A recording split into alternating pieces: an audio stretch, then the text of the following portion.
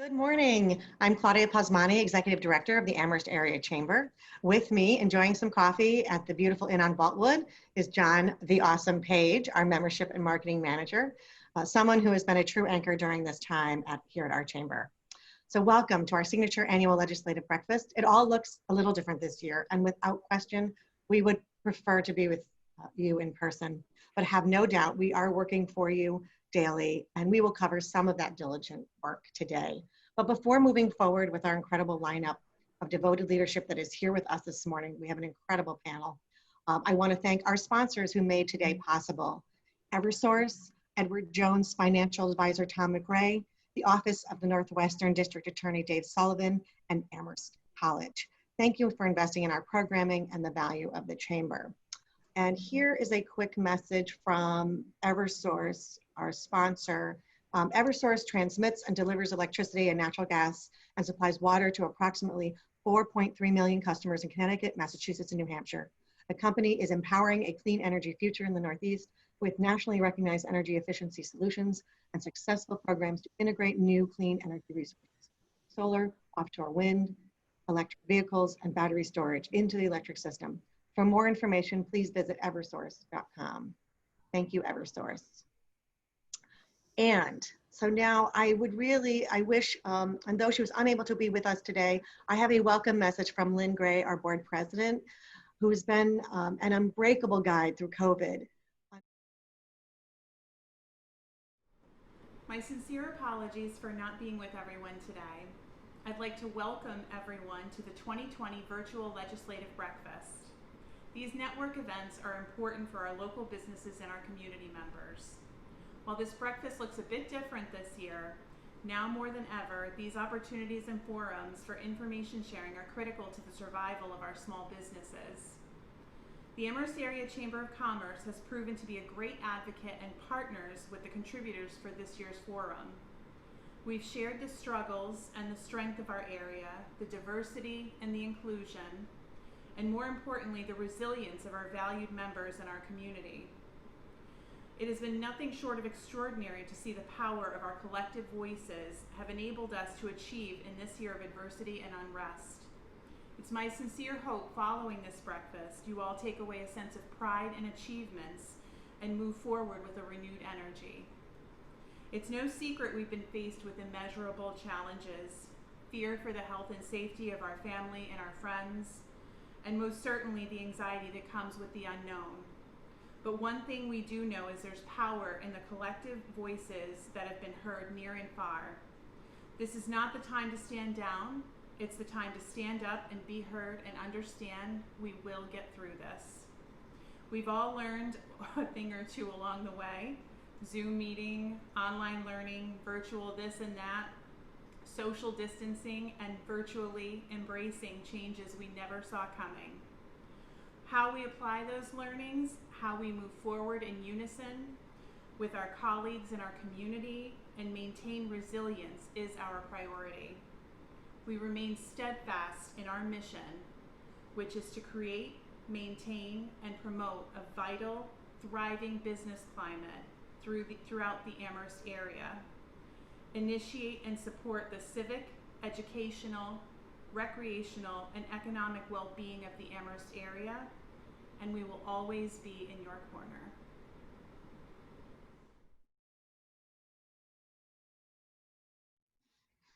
Thank you, Lynn. So, are you ready? Here we go. I'm really missing you all being here.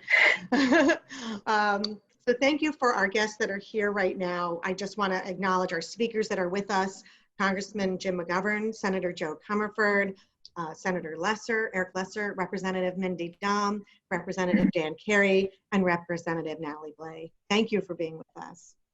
On March 9th, we locked the doors and turned off the lights at our offices, and like all of our many other businesses, not knowing when and if they would be illuminated again. And in those early days, we were frozen with fear. We saw a lot of early deaths, death toll was rising, and we were all shut in at home. And then as your chamber, for a few moments, a few days, a few weeks maybe, we froze. What are we now? How can we be of any assistance to you? How can we lift others? How can we lift others when we are not being lifted? How do I support my staff? Asking questions that our businesses ask themselves. How do I report to my incredible board and stakeholders? How do I look my members in the eye? Then something turned.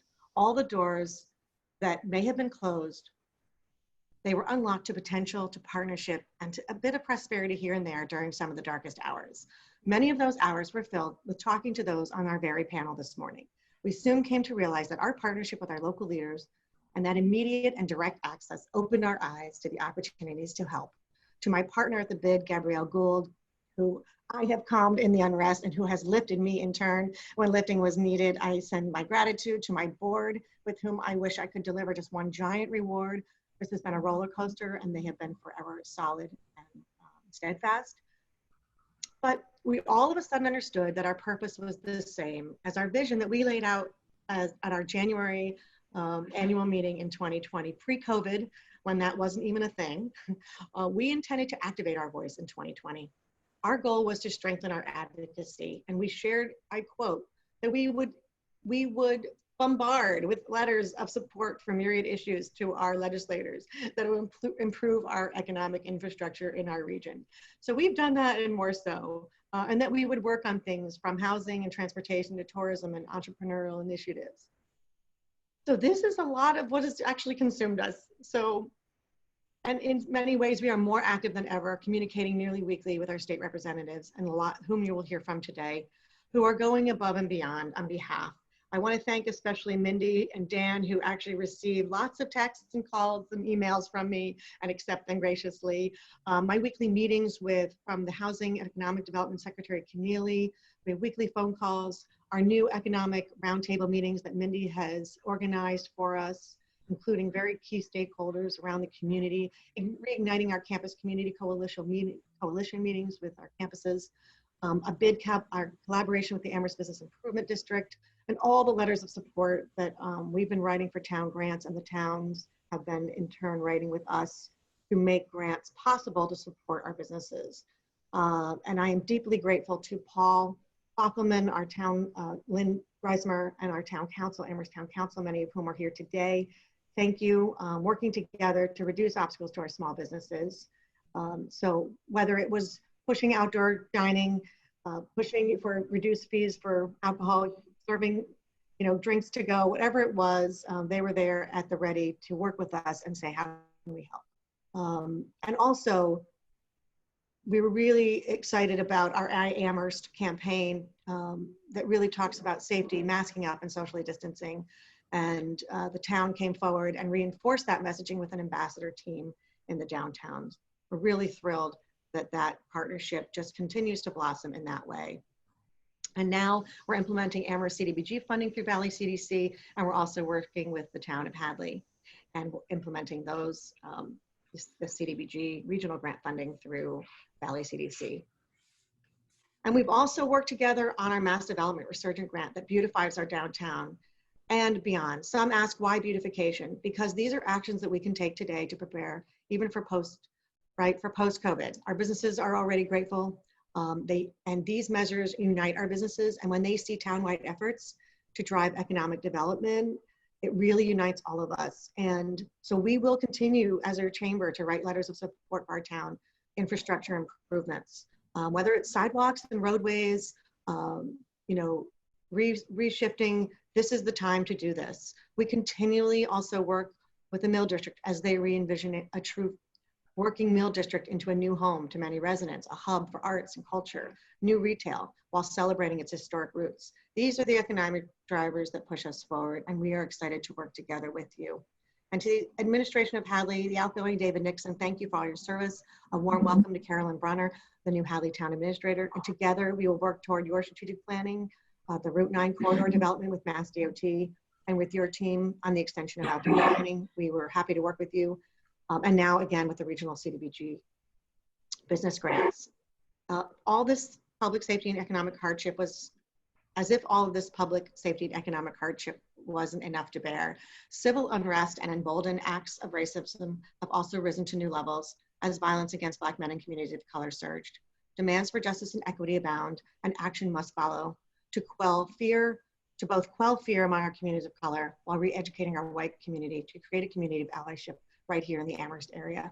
While we've been building our work around diversity and inclusion over the last few years and also raising issues about equity and support of women in the workforce, we knew that as a chamber we needed to do more. We have been pointedly building an equity task force, and together we recognize that we as businesses in our communities must be a part of working towards an anti-racist society that dismantles systemic racism so that our mission as the Amherst Area Chamber can truly support and welcome all members of our communities, no matter one's identity. Diversity, equity, and inclusion is good, and it is our goal to work towards a more diverse, vibrant, and inclusive community which celebrates diversity. And as our first order of business, we are launching a poster for businesses to reinforce this thinking. Hate has no biz here. I thank our committee, powerfully led by Jennifer Moisten of Town Hall and leader of our Human Rights Commission. This poster will become available next week at our office, and we hope to see all our member businesses embrace this and post. I never want to hear again from someone that they do not feel safe here in the Amherst area as much as we've heard it in these past few months. We must push forward. So we made our own pivot from networking to resource, in-person meetings to access. Our goal has been constant: to remove barriers to doing business, remove added expenses for our small businesses and pandemic-related costs, and to provide education where needed and to offer it in as timely a manner as possible. Let's not mistake this time is fragile. We have businesses that we have loved see close, and with them go some of our stories and memories. And an incredible economic driver. The underbelly of us is our UMass and our colleges and our small businesses. We are unique, and so we are really buoyed though by the businesses who have adapted in new ways. And we've seen extraordinary virtual browsing at books, at our local Amherst Books, to virtual cinema from Amherst Cinema, to amazing goodness coming from our members. Received Rafiki from Bistro, serving unemployed restaurant workers at the beginning of this pandemic, working toward helping and speeding our first responders, especially in those early days when things were just so unknown. So we're really excited that we can see that there is some silver lining in underneath all of this. And we are grateful for the new round of grant support that was announced yesterday by the governor that will defer the rising PPE costs and related technology costs. That will be well received, but we still need so much more. And what do we need now? Post-COVID, what are our expectations? We turn to you, our legislative leaders here today on our panel, in your efforts in the legislature and Congress on both the public health and economic recovery. And in this recovery, it must encompass casting a wide net for economic development, and that will support infrastructure movement. And from us, from your chamber, you will see that we will support infrastructure movement because we want to know, we want to see and position ourselves and where we're going to be when we come out of COVID. And we don't have to say that word anymore. So I'm going to give a break and have you share and hear from John Page with a brief update and presentation on our legislative priorities that we would like to pose today. Thank you, Claudia. So, like Claudia said, John Page, member and marketing manager at the Amherst Area Chamber of Commerce, here at the Inn on Boltwood, joining you. First, I would like to acknowledge where we are, the foundation that has been laid, and then I'll ask us to consider where we are going. The Amherst area has an unshakable foundation, which has endured despite COVID-19. And that we must leverage to not only survive through this dual economic and public health crisis, but to thrive thereafter. Those characteristics are our historic and cultural assets, our deep agricultural roots and farm fresh foods with a global flavor, our place in the world as a hub of leading research, innovation, and scholarship, and our bucolic setting and high quality of life with an emphasis on health and environmental sustainability. Given that, and looking forward, our legislative priorities, where we would like to go. Our goals over the next year are as follows. First and foremost, supporting our small businesses. This has never been more true than during COVID-19 crisis. Through sharing information, explaining quickly changing regulations, providing PPE, and fundraising nearly $350,000 for microgrants for our small businesses, we have sustained Amherst small businesses thus far. We thank the stakeholders, many of which who are in this room, who contribute to that work. But we emphasize that we must double down on these efforts if these businesses, the local establishments that we cherish, are going to survive. The governor's announcement yesterday with some of those mechanisms for assistance for small business was overdue, but welcomed. We'd love to see more of that. Secondly, investment in public infrastructure. Claudia just mentioned this. It cannot be underscored enough. Today is about how government, business, and the nonprofit sector can come together for mutual advancement. For all to be successful, we must lay a solid foundation, and in some cases, that means literally. Proper investment in roads, sidewalks, public spaces, including indoor and outdoor, our schools, our libraries, transportation, even rail, digital infrastructure, access to the internet. These are critical to the success of not only our businesses, but all of our residents.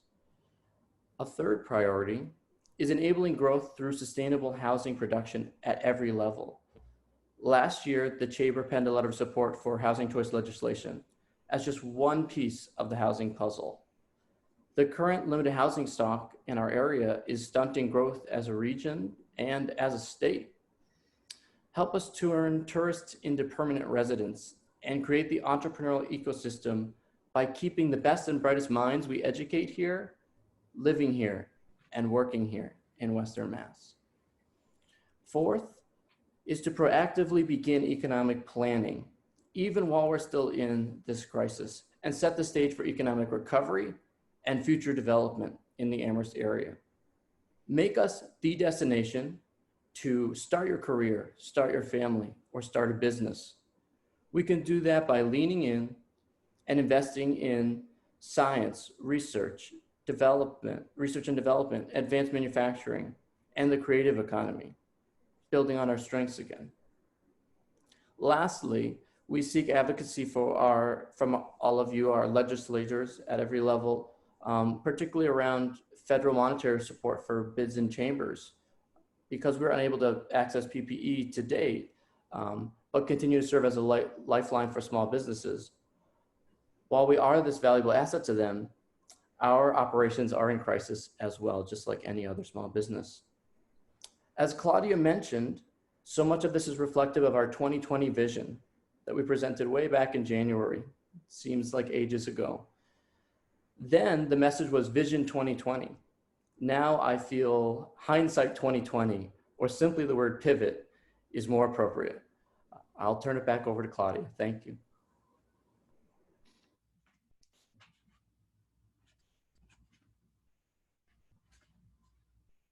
Sorry, I was on mute. Thank you, John. And thank you to Lynn Greismer, who is our town council president, who is here today, and also my District 2 town councilor, and to all our town council members. Together, John, our chamber, our board, we envision the Amherst area as an area of promise, of future, of invention, and a destination.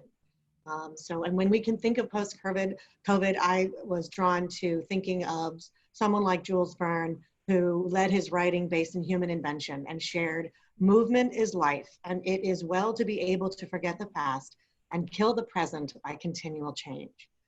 And it feels more important than ever that as we all continue to adapt and be flexible, that these are pieces of the puzzle that will benefit us to move forward. So with that, I thank you all. Thank you for being here. And I am so honored to bring you Representative Mindy Domb. Thank you, Mindy, for being here. And take it away. Good morning, everyone. I'm not sure if it's coming from my computer or not. Are you hearing any feedback, or is it okay? It's okay. Good morning. I'm really glad to be here, but I wish we were in person. I was thinking about last year's breakfast and what our themes were, and how, as a legislative delegation, we spoke about partnership and collaboration. And no year has tested that as much as 2020. I love hindsight 2020, John, because it means that we're leaving 2020. But I think that, you know, there are so many lessons that have been generated from the pandemic. and I'll get to some of them. I don't want to take too much time. I do want to talk about how this pandemic has not only challenged us as legislators, as community members, as family members, but it's also challenged us as a community overall, especially Amherst. It's allowed us to see what our economy relies on and depends on, not only in terms of higher education, but in terms of our ability to collaborate. And I have to give it up and shout out Claudia, John, and Gabrielle as the champions of our economic our foundation in the area. I have never understood the role of a Chamber of Commerce in the way that I understand it right now. And I have to say that your advocacy on behalf of not only individual businesses, but on behalf of the community as a whole is not only impressive, but really a role model, I think, for any chamber in the country right now. Your creativity in developing virtual tip jars and restaurant bingo, and also seeing your role as providing PPE for businesses as they reopen so that they could reopen. It was rock star creativity.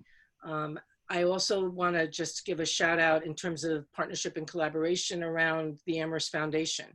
And I've talked about this a lot, actually, with my colleagues in the State House, about how this foundation was created with very specific economic development projects in mind. And when the pandemic hit, the three of you took that foundation and pivoted and clearly it was a pivot to say, okay, so now what can the foundation do in this new era, this pandemic era?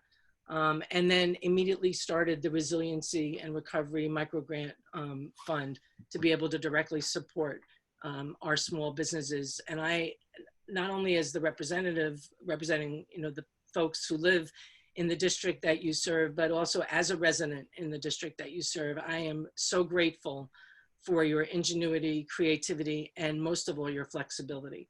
The public health emergency challenges us in every level, but it also challenges our ability to be flexible and our ability to either practice new behaviors, whether that's wearing a mask in public, but it also challenges our ability to change our mission, to live up to our mission in a different way. And sometimes it's a way that we would never have expected.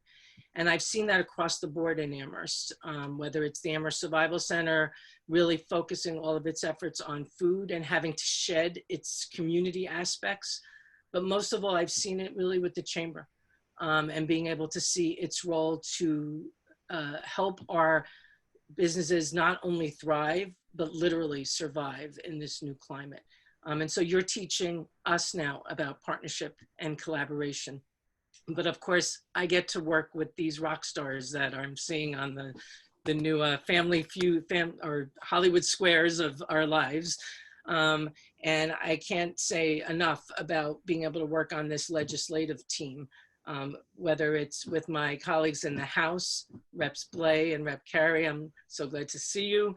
Our counterparts in the State Senate, Senator Cummerford and Senator Lesser, and of course, the leader of the pack, Congressman McGovern.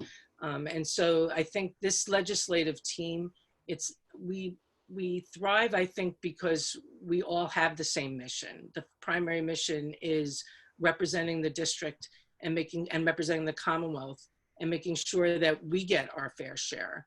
And through achieving that mission, I think we're all pretty confident that our individual ships will rise and the whole region will rise. I've learned so much from John and Claudia around what our region needs in terms of the economy. I came to this position knowing that food security was critical, that housing security was critical, that access to healthcare was critical, that access to transportation was critical. And by transportation, I mean transportation that addresses the climate issue, but also public transportation, whether it be more funding for RTAs or more funding for all rail that comes into the area. I'm often asked, which option do you choose, Mindy? And I'm like, hey, I live in Amherst. Both options are great for us. Let's bring it all out here. Why, I want to make sure that we're pushing for rail to the whole region and making sure that it's convenient for everybody. So that's a pleasure to be able to go to the legislature and make that case for us. But I think what I really want to stress in my limited remarks, and I want to keep them limited so that other folks can talk, is that it's not just that the legislators collaborate and partner, because I think we demonstrated that. We hopefully are going to be releasing an economic development bond bill that's COVID related before the end of the year. And that bond bill has close to $1 million for Amherst and Amherst businesses and Amherst housing in it. We're hopefully going to get a supplemental or the money out that we already passed that will benefit the Amherst Survival Center and restaurants in Amherst. So our partnership is really intact. And what I really have to say is how grateful I am to be able to have the partnership with the Chamber, with the Downtown Bid Organization, and with the Foundation to be able to really make this a strong partnership for the future.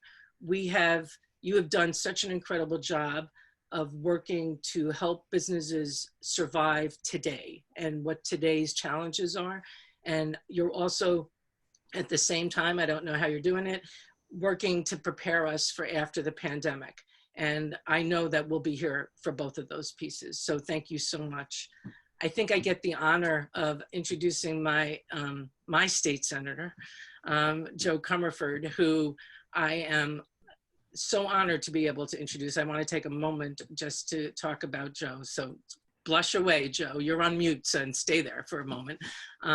You know, when Jo ran, I think our district really understood, we overwhelmingly elected her, what kind of person we were getting in terms of not only a person, and this is an overused word this year, but decent. And when I look at all of us, I can say that about all my colleagues, but also what an incredible organizer. And I just want to give a hat tip to the senator for always having both her political principles and her political organizing chops, which are significant, aligned on behalf of our district.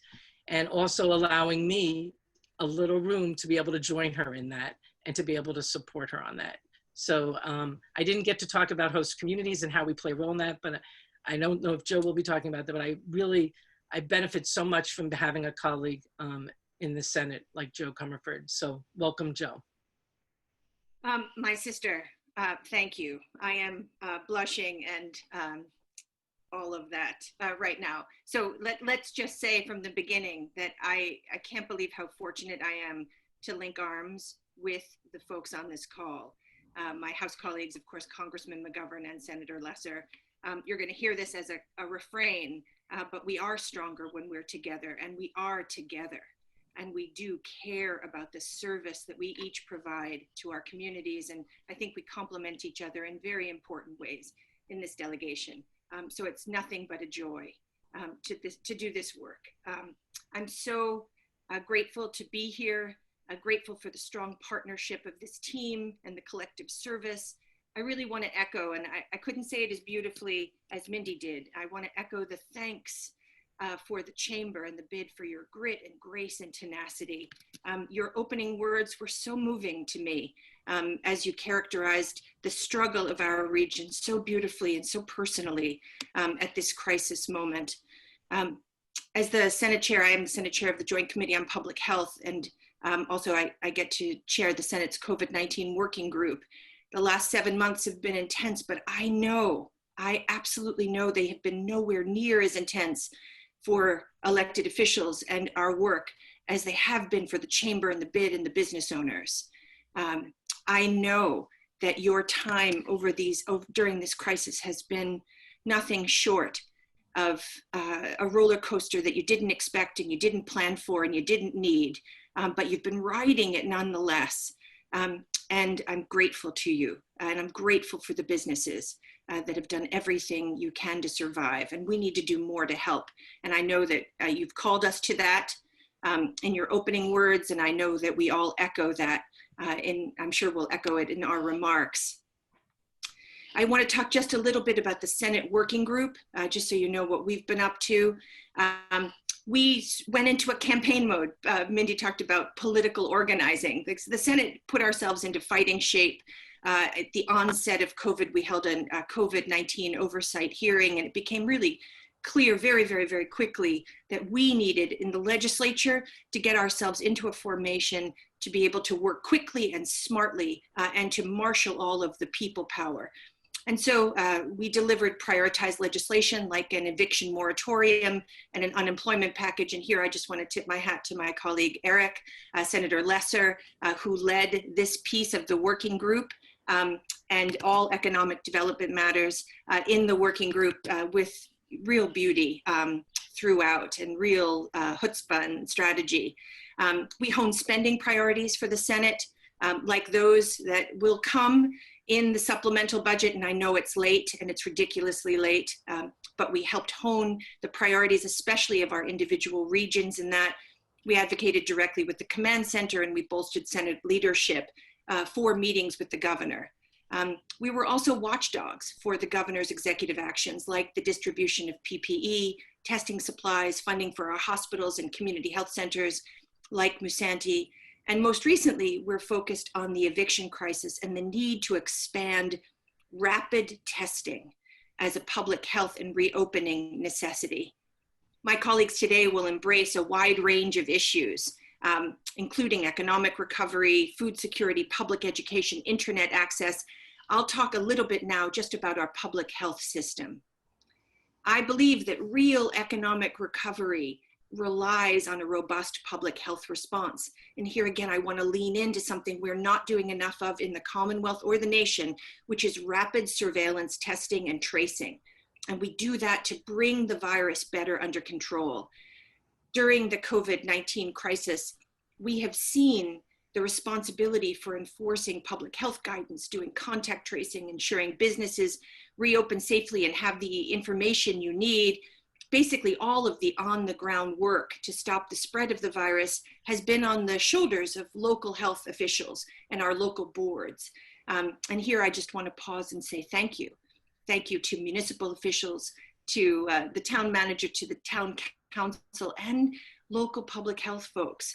Because in addition to the chamber, you've been on the front lines of dealing with the complexities and the deep, deep, deep difficulties of COVID-19. In Massachusetts, we have 351 different municipal health departments or boards of health. And these local boards across the Commonwealth, but specifically I will say the burden rests in Western Massachusetts, are understaffed and underfunded by the state. There are too many independent jurisdictions, and this is coming from our local health officials, not enough supported collaboration, not enough uniform systems for collecting data. And here I tip my hat to the data queen, Mindy Domb. And we have a stressed workforce and unevenly trained. That's why 2 years ago, the legislature set up a special commission on local and regional public health. And their conclusions were fairly stark. First, many cities and towns are unable to meet the statutory requirements or even more lack the capacity to meet rigorous national public health standards. That's not as true in this particular region at all, but we see that in the very, very rural edges of our region. And second, funding for local public health. And here, I really want to point a finger at the legislature, at myself, is inconsistent and inequitable in its inability to meet the needs of a 21st century local public health system. So with the leadership of this region, the commission made very, very clear what had to be done. Now that was over a year before COVID. COVID, laid bare the stark inequities of our public health system and called us into a new day. So I've just actually filed new legislation. During the height of the pandemic, the legislature passed a bill into law that actually built on the first findings of this local public health commission. It's called the State Action for Public Health Excellence, or SAFE 1, we call it, SAFE 1.0, and it encourages regionalization. And we've already seen money come into Western Massachusetts for regionalization efforts. And here I want to thank the planning agencies, and again, the local boards of health who are committed to building capacity. So in SAFE 2.0, which is the bill I helped file, it's going to establish minimum public health standards for every community, increase capacity building and service provision, and it's going to create uniform data collection and reporting, because we can't address issues unless we see them. And seeing issues requires uniform, sharp, precise data collection. And finally, and it comes down to money, it's going to provide sustainable state funding for local public health, like that in Amherst and the surrounding area. It's one part of the recovery I believe we need. And with that, I'll stop because I also want to listen to my colleagues. And it's my joy now to welcome in the ever awesome, fierce advocate, Representative Dan Carey of the 2nd Hampshire District. Thank you, Jo. Good morning. It's so good to be here. I'm Dan Carey. I'm the state representative for the 2nd Hampshire District. So I represent Hadley, South Hadley, East Hampton, and half of Granby, which I share with Mindy Domb. And I love sharing Granby with Mindy, and I love sharing Hadley with Senator Cummerford and Congressman McGovern. I hate Zoom. I hate that we're not all at the Inn at Boltwood right now. I really want to thank Claudia and John and their whole team for putting this together, but I think they've got breakfast over there. And cooking is not my strong suit. Quarantine cooking, that wasn't the hobby I took up. So I'm missing that great breakfast over there, and of course, seeing everybody and being able to be together. You know, this year, the blows just keep on coming from the pandemic crawling in at the beginning of the year to the shutdown in March. Now I'm watching Mookie Betts in the World Series and Tom Brady on the Buccaneers. And, you know, it just goes to show we really need to stand together and take care of each other and support each other, because these are very, very difficult times. But they're also very historic times. You know, for me, I'm just finishing up my first term in the state legislature. And I feel like after that first year, halfway through the term, I was starting to get a better sense of the routine and of the job and how things worked. And of course, everything stopped and we had to relearn all that. And part of that, as frustrating and devastating as it's been, it's also been interesting and historic, you know, looking at it from the perspective of the state legislature. We had the first remote sessions in Massachusetts history, and we were able to vote to extend that session. So we're still working, you know, because there's still work to do. And our focus shifted so quickly to the pandemic response. And that's still at the forefront of everyone's mind, and the budget and the economic bond bill and these things that we've already heard about are so important, but we're able to continue till the end of the year to make sure that we're still working on those things, so that we're not, you know, so that we, because there's so much work to do, and then extending early voting, extending voting by mail, so much work has already been done during this pandemic. I just want to mention, you know, one of the focuses I've had, and my colleagues have as well, is continuing to fight for the Amherst area, for Western Mass, for our districts. You know, so many decisions coming out of Boston, we need to typically sit in traffic, get there, and then wave our arms in the air and say, wait, what about Western Mass? And now we're doing it over the phone and doing it over Zoom, and getting testing sites to Hampshire County, which we still haven't done. We're still fighting for that. Getting more RMV hours in Hampshire County, which we're still fighting for. Those are just a couple of examples of, you know, we shouldn't have to drive to Pittsfield or drive to Leominster to get the services that our neighbors are getting across the state. So we continue to fight for those things. And in Hadley, we're still, you know, there's a lot of good things going on. There's a lot of devastation. We're still working. I can't tell you how much more I've learned in the last 6 months about unemployment and how that works and how to help constituents with that, about small business loans, about eviction proceedings. You know, these are the kinds of things we're hearing in my office every single day. The phone's constantly ringing to help folks who are dealing with these real life struggles. And I just want to commend my colleagues for doing such a great job and being able to help me as I continue to learn in this new position, that I can lean on their shoulders and count on them. You know, Hadley has the new senior center open. I was very excited to get there and do some virtual office hours over Zoom right from the new center. And I was in the center, but I was meeting with folks all around town. And we got to see the senior center as a polling location in the primary, and that'll be again in a couple of weeks. So it's exciting to see that new life. One of the only times I've left my house was when Claudia had me out to Hadley for a ribbon cutting, socially distanced and with our masks and everything else. But it just goes to show the tenacity of this area, that even in this pandemic and in these troubling times, we're still able to march forward.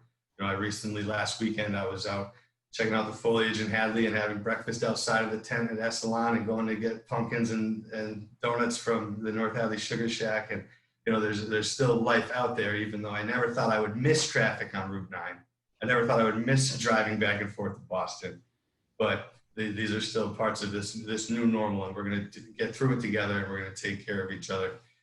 So I just want to thank the chamber. I want to thank our local select boards, our local boards of health, David Nixon for all his work and all the good things he's done for Hadley. I'm very excited to work with Carolyn Brennan going forward, and I'm very excited to continue working with all of you out there and with all my colleagues who we're hearing from today.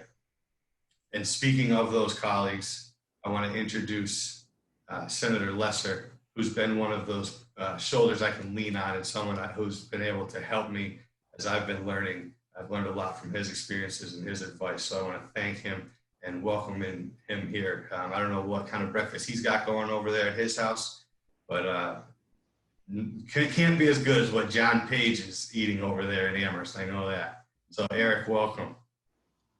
Well, thank you so much, Dan. Can everybody hear me? Can everybody see me?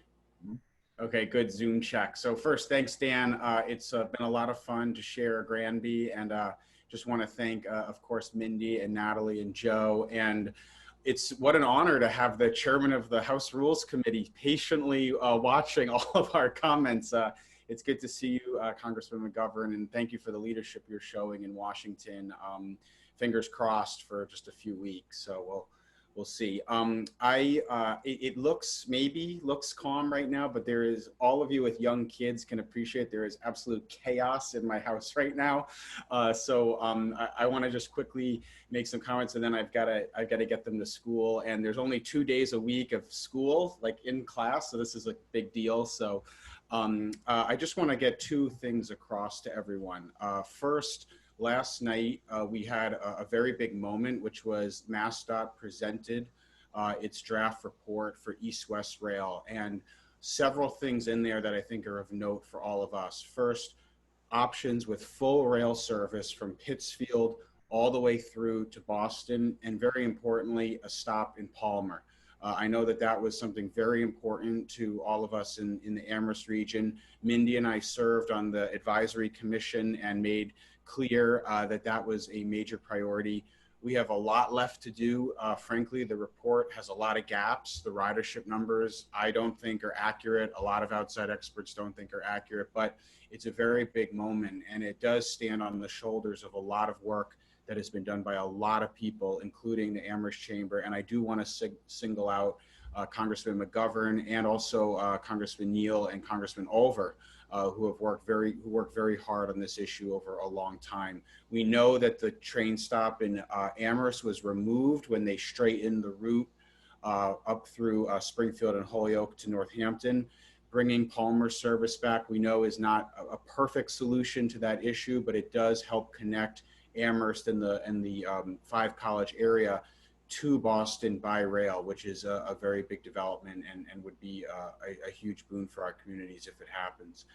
The second thing I just kind of want to update everyone on and talk about is our economic development bill. And Jo mentioned it briefly, Mindy and Dan both mentioned it, but I just want to quickly give everybody an update on where we're at with that. So, I think back to one of the early calls we did, I think it was in maybe April, with the Amherst Chamber when things were really just starting.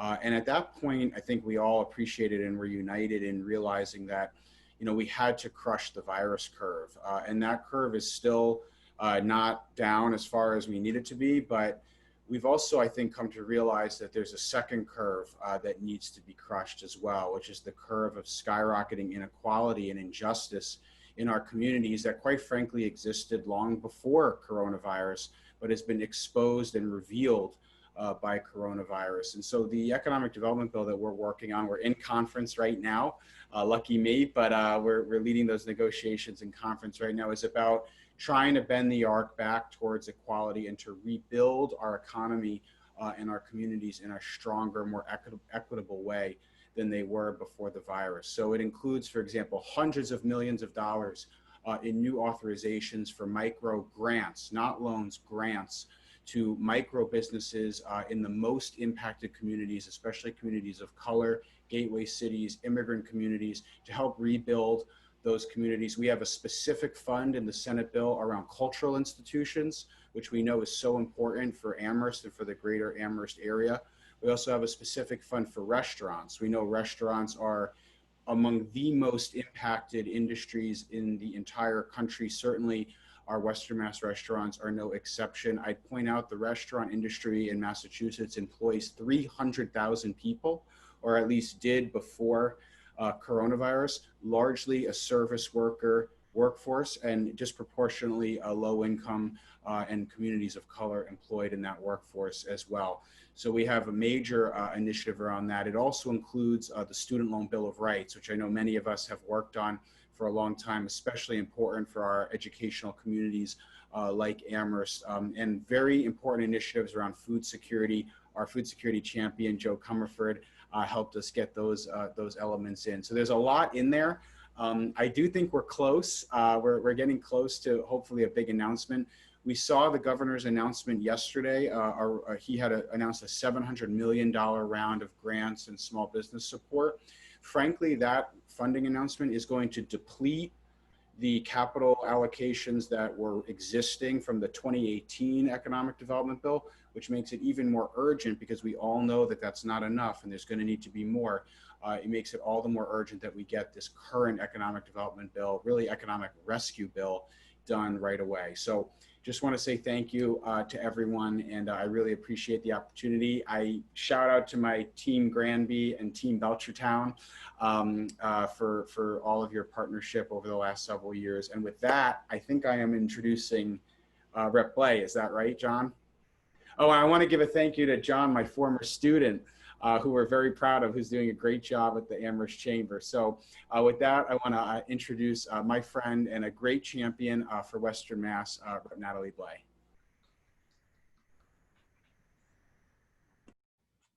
I think I'm off mute. Thanks, Senator Lesser. I really appreciate it. I especially appreciate all of your work on rail in Western Massachusetts and your work on the Economic Development Conference Committee. I'm hopeful we're going to be able to get that Rural Jobs Act through the Conference Committee because that would really provide us a boost in our rural communities across the Commonwealth by providing a tax credit in future years to ensure that we're really providing private investment in our rural communities now with the tax credit coming later. I think that we all recognize at this time we really have to be thinking creatively about how we are going to adjust in a post-pandemic world, in a current pandemic world, because our economies have significantly been impacted. And we all have to be thinking outside of the box to make sure that we are bringing dollars back to Western Massachusetts, including our small rural communities. I want to thank the Chamber and the BID for having us here today. I too miss breakfast. I miss the eggs. The eggs are amazing. And there was always a pumpkin bread or something there. So I really wish that we could be there together today, but I'm so glad that you did take the opportunity to bring us together virtually. Zoom is a blessing and a curse. I think we all from Western Massachusetts had hoped to do more virtually, and now it's presenting its own challenges.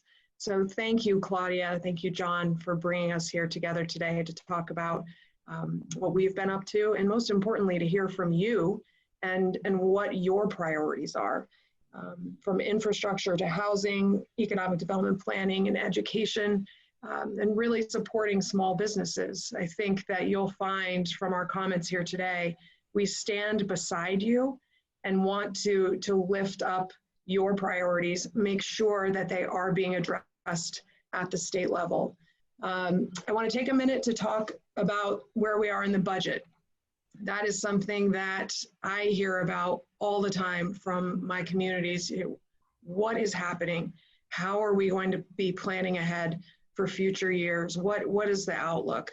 So we restarted the budget process as a result of COVID. And there was an economic development roundtable held a couple of weeks ago. The governor recently released a revised $45.5 billion annual spending plan. That revised budget is currently being considered by the House and the Senate. The House and the Senate did have a virtual hearing. The Ways and Means Committee had a virtual hearing on Wednesday. So we were able to hear from stakeholders about how this would impact state functions. The governor has indicated that he wants that budget back to him by Thanksgiving. And I think that the House and Senate Ways and Means Committees are certainly working hard to meet that goal and to get this back to the governor so that there can be some certainty. There was an important promise that was made by the legislature and the governor early on, and that was to level fund Chapter 70 and the unrestricted government aid to our local communities to be able to provide you with some certainty during these really difficult budget times. And I'm proud that we were able to get to that agreement and be able to support you at this time. The one other thing I would like to just take a quick moment to talk about, because it is critically important in making your voices heard, is the changes that we made to voting in light of COVID.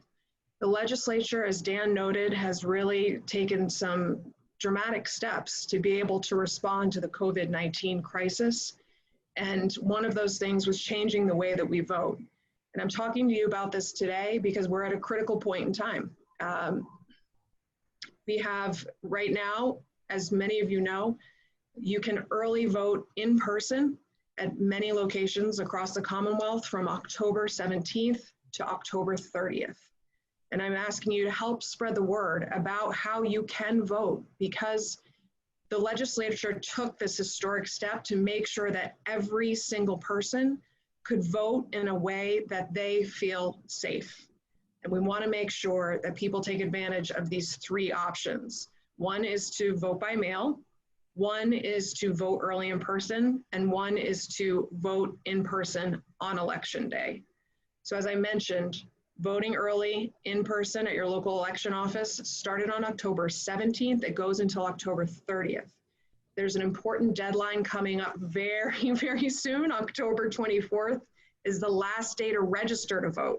So please talk to your friends and family, confirm that you're registered to vote. And you, please, you can go online, the Secretary of State's website, and just double check to make sure that you are registered to vote. The deadline for vote by mail applications to be received by your local election office is October 28th. And finally, November 3rd is the general election. And there's not a more powerful role that we can play right now than making our voices heard at our polls. So please take a moment to double check, make sure you're registered to vote. There's a great tool online right now where you can track your ballot. If you go to the Secretary of State's website, you can track your ballot along the way and make sure that it's been received. So use all of these tools that have been made available to us to make sure that we can make our voices heard during this COVID-19 pandemic. And with that, I have the tremendous honor of turning the show over to Congressman Jim McGovern. Jim, I'm gonna say a couple words about you. Is that okay? I don't care. I'm going to say them anyway. Jim started fighting for us in 1996 and hasn't stopped since. He is the one voice we can always count on in Congress to stand up for what's right. He will always speak on behalf of those who don't have a voice. He will walk 43 miles annually to feed those who are hungry in Western Massachusetts. He will show up in the middle of a cornfield to encourage people to vote. He just shows up, and he is the chair of the Rules Committee, and he's used this position to give, this position of power, to give people a voice throughout our entire nation. I had the honor of working for Jim, and let me tell you, he has one of the biggest hearts of anyone you'll ever meet, and the strongest moral compass of anyone I have ever met. And with that, it's my honor to turn it over to Congressman Jim McGovern. Well, first of all, let me thank the wonderful Natalie Blais for the generous introduction. After that build up, I can hardly wait to hear what I'm going to say. I'm grateful to her for a whole bunch of reasons. And let me also thank Mindy Domb and Jo Comerford and Dan Carey and Eric Lesser. I know you all already know this, but I mean, you have assembled an A team in the state legislative delegation that is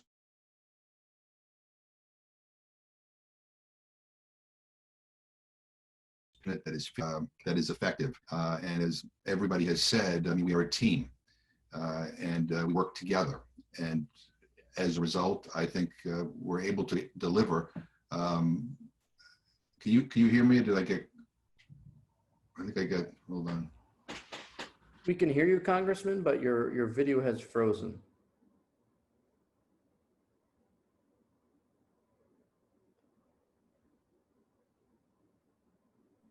Wouldn't it be great if we had strong broadband throughout all of Western Massachusetts and central Massachusetts? Just saying. Just saying. Absolutely. A perfect way to interject that, Natalie. I did share the voter information that you shared, Natalie, while we're waiting for Congressman McGovern. He might have to come out and come back in. I think he tried that once before. And I have a moment to thank our town councilors, our Amherst town councilors who are here.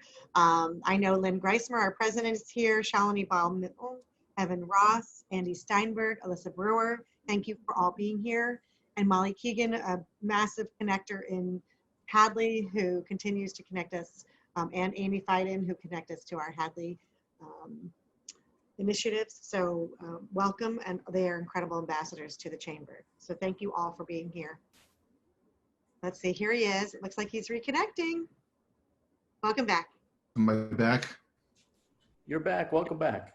Good. I forgot where I was. I was just telling everybody how wonderful our state legislative delegation was and how proud I am to work with every one of them. And we do work as a team, and they are unbelievable. And I also I want to acknowledge my team, Kobe Gardner-Levine, who is my representative in the region, and John Najelski, who's my district director, who I know you all work very closely with. And I also want to thank John and Claudia. You know, Claudia, I really appreciated your opening remarks. Over the years, I've spoken to a gazillion chamber gatherings all across the state, and I don't often hear from executive directors what you said, which is that we have an obligation to not just focus in on our lane, but we have a responsibility to deal with a whole bunch of other challenges within our community, including racism and this rising xenophobia that we unfortunately see in this country. And to the extent that we're all in this together, I think you create a climate where you create communities that are more livable and more business friendly. So I really appreciate that. Let me also just say that you know, one of the challenges of going last is that everything that possibly can be said has been said, but not everybody has said it. So that's where I come in here. You heard what's happening on the state level. I know that you're probably wondering what the hell's going on the federal level, because it just seems like there's so much chaos going on in Washington. I mean, we passed in the aftermath of this pandemic the CARES bill, which provided and a bill for PPP, which provided a lot of relief to a lot of small businesses and communities in the Commonwealth. I think it helped save the economy. But what it became clear that this pandemic wasn't going away quickly, in large part because of the incompetence of the way the response has been managed by the current administration. I'm just being very blunt with you. You know, if you had talked to me, you know, back in March or April, you know, and asked me where we would be in October, November, I would have predicted we would have been in much better shape. We would have been able to see the light at the end of the tunnel, but that's not where we are. And so we're going to have to deal with this reality for a little while longer. And as a result, we're going to need more relief to our small businesses, to our restaurants, to our concert venues and our theaters, to individuals, to those who are unemployed, but also very importantly, to our states and local communities. It is important that we get direct assistance to places like Amherst and Hadley and Leverett and Pelham and other communities as well, because our local communities are, their budgets are tight. The revenues aren't up where they need to be, and the state has to operate under a balanced budget. They can't go into the kind of deficit spending that you can at the federal level. And the need is great. I remind people all the time that the last time we had a pandemic like this was in 1918. And I went back and I looked at how it was handled back then. We didn't handle it very well. Congress didn't do a very good job. Congress didn't even convene at a crucial point to provide more doctors to areas that were being negatively impacted. And we paid a heavy price for it.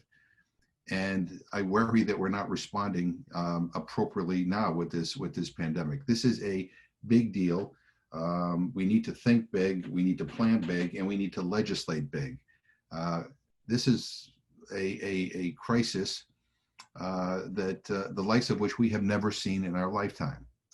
And it requires leadership at the highest levels of this country. It requires kind of a Franklin Delano Roosevelt moment.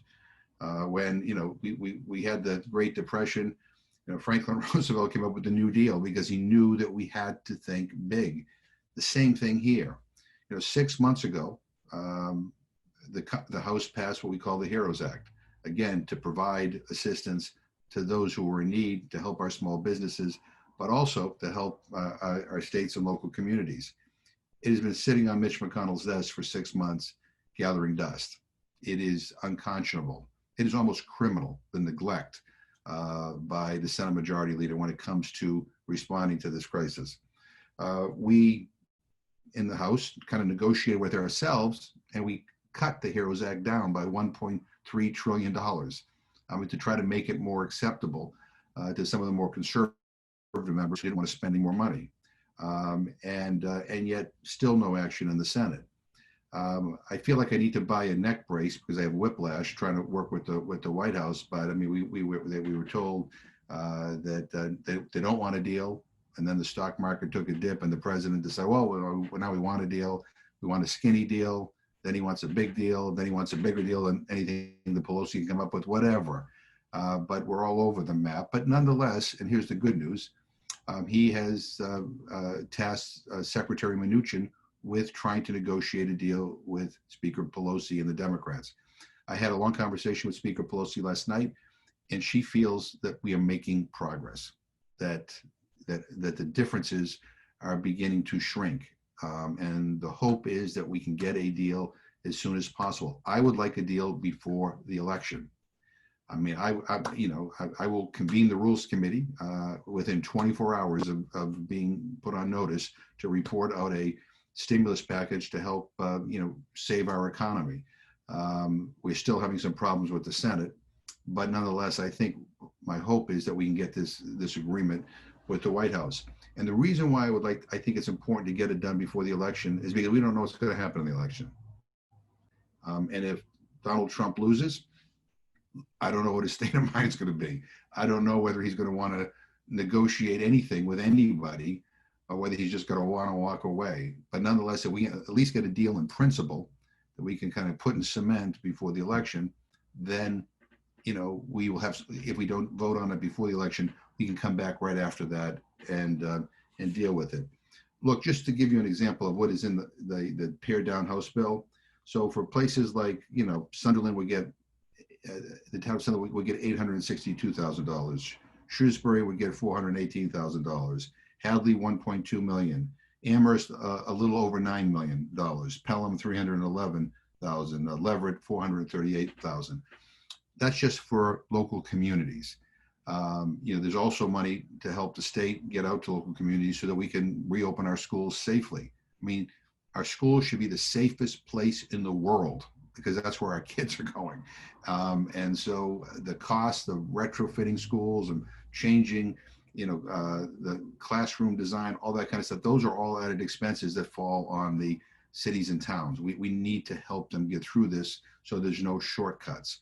And we need to do it because if we don't provide help, then cities and towns are going to be forced to make some really awful decisions about laying off first responders, about cutting essential services. We don't want that to happen. We just need to get through this. You know, I've been traveling around the district. I mean, Eric Lesser talked about the restaurants. I mean, our restaurants are in desperate shape. You know, we live in Massachusetts. It gets cold here. And so we're coming close to the end when you can sit outside comfortably and enjoy your dinner.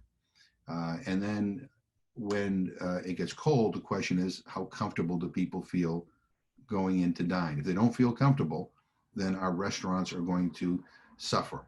And I understand why people don't feel comfortable, because we see a surge all across the country.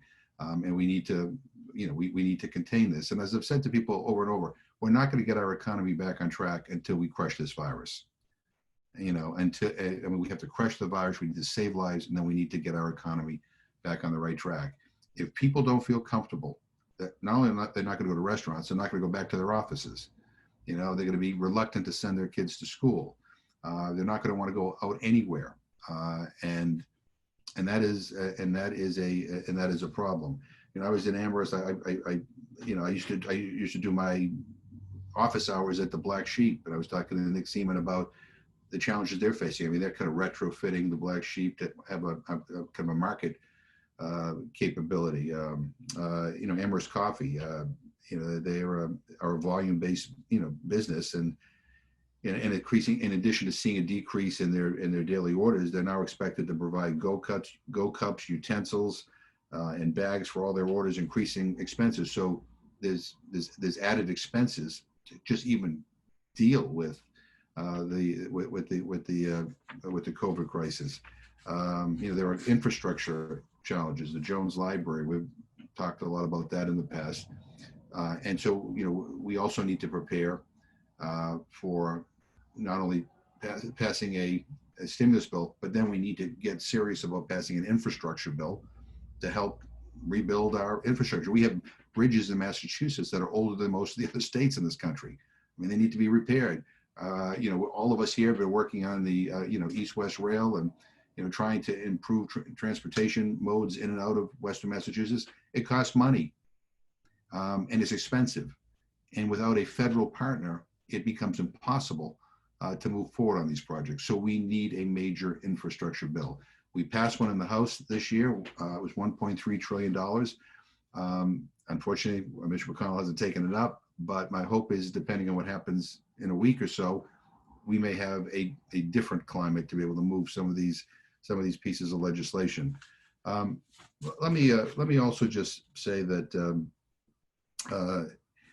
you know, and Jo pointed this out, as well as Eric, and I think Natalie and everybody's been, Mindy pointed out, look, this pandemic has shown us that there already existed great inequality in this country, even in our communities. I think it reminded us that a lot of people who are well connected and well off, you know, have kind of turned their backs on some of these communities where people struggle, communities of color. And this pandemic has just highlighted those disparities.